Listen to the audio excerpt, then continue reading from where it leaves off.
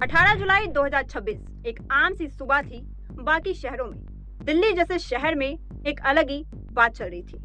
जंतर मंतर पर अचानक ही पुलिस की एक भीड़ आती है।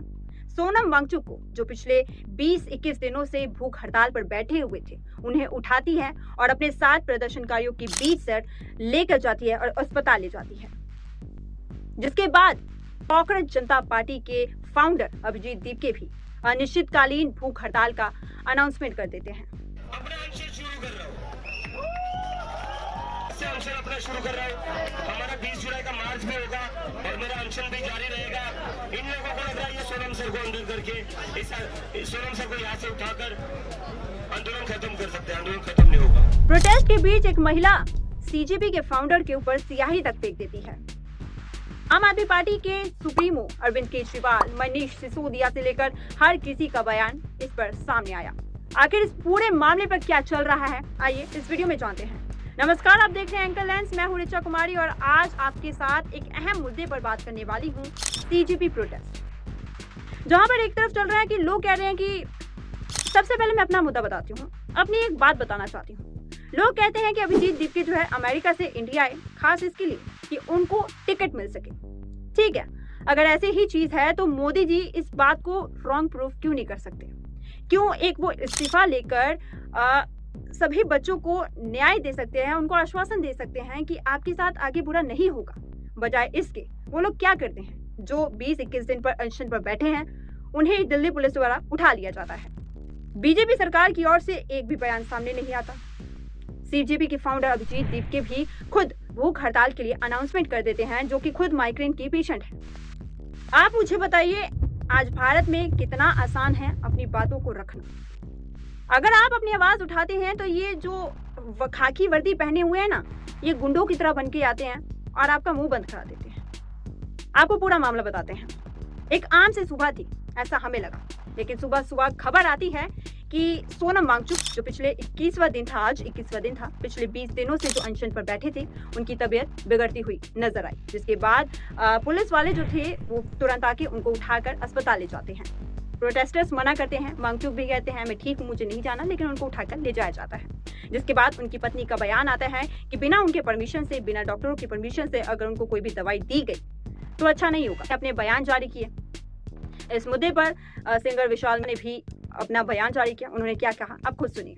देखिए, आपने कभी ऐसी कायरता, सोनम जी को फोर्सफुली उठा के ले गए हैं। इस देश का जो ये लोग कर रहे हैं, this is breaks my heart, it breaks my heart. मेरे देश वालों, कब जागोगे?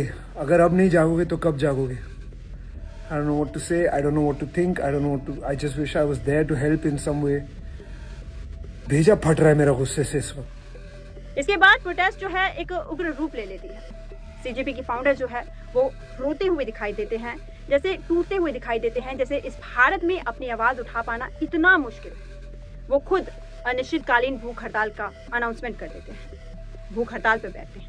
प्रोटेस्ट इतना बढ़ जाता है कि लोगों की भीड़ वहां पर जमा हो जाती है। मीडिया, कंटेंट क्रिएटर सारे वहां पे पहुंचते हैं। वहीं उन सभी भीड़ के बीच से एक लड़की उनके ऊपर स्याही तक फेंक देती है। गुस्सा इस कदर है।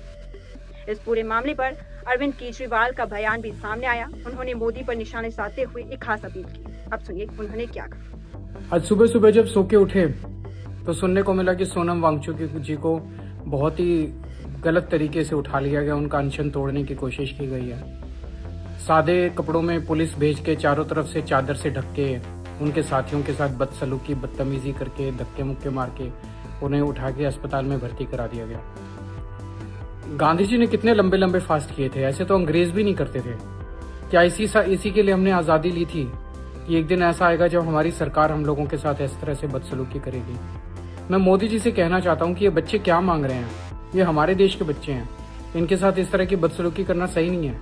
ये बच्चे यही तो मांग रहे हैं कि हमें अच्छी शिक्षा व्यवस्था चाहिए। ये बच्चे यही तो मांग रहे हैं कि पेपर लीक नहीं होने चाहिए। ये बच्चे यही तो मांग रहे हैं कि अच्छी परीक्षा व्यवस्था होनी चाहिए। उस पर ध्यान देने की बजाय सरकार का पूरा फोकस इस चीज पे है कि इनके आंदोलन को कैसे फेल किया जाए, इनके आंदोलन को कैसे डिस्क्रेडिट किया जाए, इनके आंदोलन को कैसे अपमानित किया जाए। मैं मोदी जी से प्रार्थना करता हूं कि ऐसे मत करो, इतना अहंकार मत करो, इतना अहंकार अच्छा नहीं होता। इतिहास गवाह है कि जब जब किसी ने इतना अहंकार किया है उस आदमी का नाश हुआ है। वहीं इस पूरे मामले पर मनीष सिसोदिया ने भी क्या कहा, आप ये भी सुनिए। प्रधानमंत्री नरेंद्र मोदी जी, देश के नौजवान आपसे एक छोटी सी चीज मांग रहे हैं कि हमारा जो एग्जाम होता है, इसमें जो चोरी होती है, जो पेपर लीक होते हैं, जो हमारे साथ धोखा होता है, उसको ईमानदारी से करा दो। और जो बेईमान शिक्षा मंत्री, जो नाकारा शिक्षा मंत्री आपने बिठा रखा है, उसको हटा दो। आप इन युवाओं की बात मानना तो दूर, इनसे बात करना पसंद नहीं कर रहे। आपके दिल में अपना अधिकार मांगने वाले लोग, अपना हक मांगने वाले इन बच्चों से, इन नौजवानों से आपके दिल में इतनी नफरत भरी पड़ी है कि आज आपने पुलिस भेज के इनके ऊपर डंडे बरसवा दिए, इनका अनशन तोड़वाने की कोशिश कर रहे हो। इनके नेता सोनम वांगचुक जी को आपकी पुलिस उठा के हॉस्पिटल ले गई। क्या कर रहे हो प्रधानमंत्री जी? हमने सुना है कि मुगलों के समय में ऐसा होता था कि मुगल तानाशाह, मुगल अत्याचारी किसी को अपनी बात तक बोलने नहीं देते थे, उसके ऊपर कोड़े बरसाते थे। हमने सुना है कि अंग्रेजों की पुलिस भी यही करती थी, डंडे बरसाती थी लोगों के ऊपर, बात नहीं करती थी लोगों से। आज मोदी जी, आप भी मुगलों से ज्यादा, अंग्रेजों से ज्यादा अपने नौजवानों पर अत्याचार कर रहे हो, उसकी आवाज नहीं सुन रहे, उनकी बात नहीं सुन रहे। शर्म आनी चाहिए आपको। भाई, सोनम वांगचुक एक आम इंसान नहीं है। उन्होंने हर बार ये सोचा है कि इस देश का कुछ भला किया जाए, अपने कंट्री के लिए कुछ किया जाए, और वो उनकी मंशा कभी खराब नहीं रही है। एक ऐसा इंसान जो सभी इंसान का आवाज बनता है, अगर उसको दबाने की कोशिश की जाए तो सच में लानत है ऐसी सरकार पर। आप मुझे बता दीजिए कि मोदी सरकार का एक बार भी इस पे कोई टिप्पणी, कोई भी बात कही गई? आज तक उन्होंने कोई बयान जारी नहीं किए। जब से दीपी यहाँ पे आए हैं, जब से ये अनशन शुरू हुआ, बीजेपी की ओर से कोई भी रिएक्शन नहीं दिया गया। और आज सवाल ये नहीं है कि ये अनशन कब तक चलेगा, सवाल ये है कि उन 20 बच्चों ने जो नीट की परीक्षा को लीक हो जाने के बाद सुसाइड कर लिया गया, उन बच्चों की मौत की जिम्मेदार कौन है? नरेंद्र मोदी, धर्मेंद्र प्रधान, क्या लगता है तुम्हारा? क्या लगता है? क्यों बचा रहे धर्मेंद्र प्रधान को इतना? क्या लगता है वो तुम्हारा? क्या देता है वो तुम्हें ऐसा? क्या धर्मेंद्र प्रधान तुम्हें 20 बच्चों की मौत से ज्यादा इम्पोर्टेंट लगता है? क्या लगता है धर्मेंद्र प्रधान तुम्हारा? क्या वर्ड्स कंट्रोल करूँ मैं? कुछ गलत बोल रहा हूँ मैं? कुछ गलत नहीं है। सोनम सर को यहाँ से उठाकर लेकर गए, आर्टिकल 19 उठाकर लेकर गए, आर्टिकल जैसे 19 गुंडे और क्रिमिनल्स अरेस्ट किडनैप करते हैं लोगों को, वैसे इस पुलिस ने बर्ताव किया है सोनम सर के साथ। और तुम कह रहे हो वर्ड्स कंट्रोल करो। आर्टिकल 19 हमें डिफरेंस है, वो डिफरेंस रहेगा, लेकिन ये लोग जितने बेशर्म है वो बताना जरूरी है।